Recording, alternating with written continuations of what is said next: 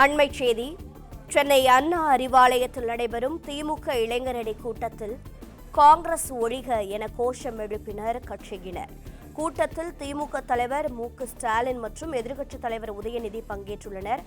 இந்த நிலையில் சென்னை அண்ணா அறிவாலயத்தில் நடைபெறும் திமுக இளைஞரணி கூட்டத்தில் காங்கிரஸ் ஒழிக என கோஷம் எழுப்பிய கட்சியினர்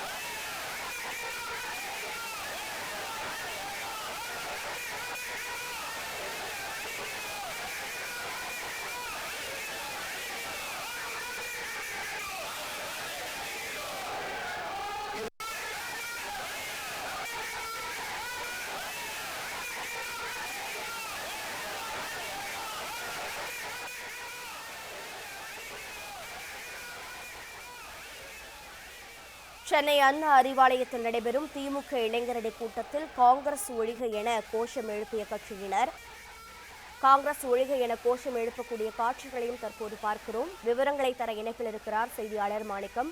வணக்கம். காங்கிரஸ் ஒழிக என தொண்டர் கோஷம் எழுப்பிய விவகாரத்திற்கு திமுக தலைமையின் விளக்கம் என்ன? காங்கிரசின் ரியாக்ஷன் என்னவாக இருக்கிறது? விவரிக்கலாம். திமுகவினுடைய இளைஞரணி கூட்டம் தற்பொழுது சென்னை தேனாம்பேட்டையில் இருக்கக்கூடிய அண்ணா அறிவாலயத்தில் நடைபெற்றிருக்கிறது. திமுக இளைஞர் ஆலோசனை கூட்டத்தில் திமுகவுடைய தலைவர் மு.க.ஸ்டாலின் சிறப்பாக பங்கேற்றிருக்கிறார். அதற்கு முன்பாக இந்த கூட்டத்தில் சில தீர்மானங்களை இளைஞர்கள் நிறைவேற்றிருந்தார்கள். அந்த தீர்மானத்தில் தேர்தலின் பொழுது திமுக கூட்டணியில் அங்கம் வைத்துவிட்டு பிறகு தேர்தலுக்கு பிறகாக திமுக கூட்டணியிலிருந்து பிரிந்து சென்றக்கூடிய காங்கிரசுக்கு தங்களுடைய கண்டனத்தை தெரிவித்திருந்தார்கள். அதிலும் குறிப்பாக காங்கிரஸ் முதுகில் குத்திய காங்கிரஸ் என்று தலைப்பில் அவருடைய கண்டனம் இருந்தது.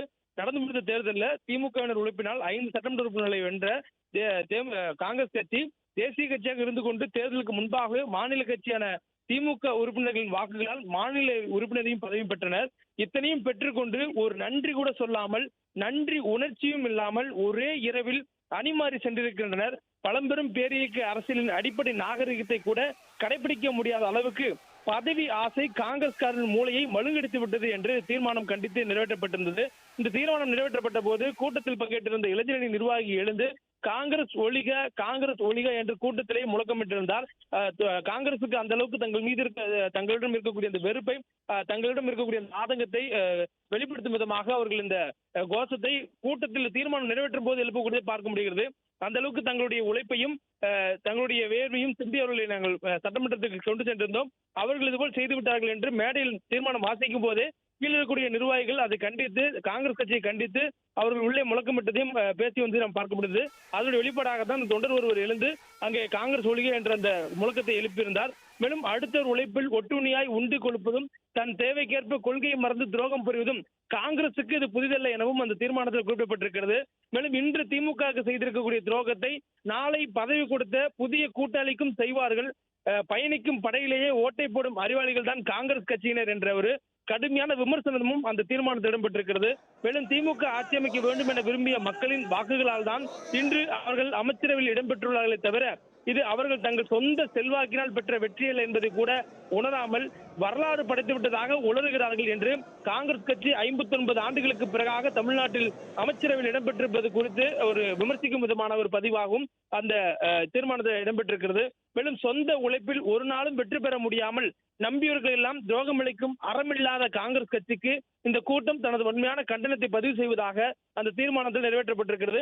மொத்தம் 9 தீர்மானம் நிறைவேற்றப்பட்டிருந்தது. அதுல காங்கிரஸ் கண்டித்து 8வது தீர்மானம் நிறைவேற்றப்பட்டிருந்தது. 10வது தீர்மானமாக ஆட்சி பொறுப்பேற்ற 13 நாட்களில் தமிழ்நாடு சட்ட ஒழுங்கு சீர்குலைவு இருப்பதாக ஆளும் கட்சிக்கு கண்டன மற்றும் சட்டம் ஒழுங்கை பாதுகாக்க வலியுறுத்தியும் தீர்மானம் என்று நிறைவேற்றப்பட்டிருந்தது.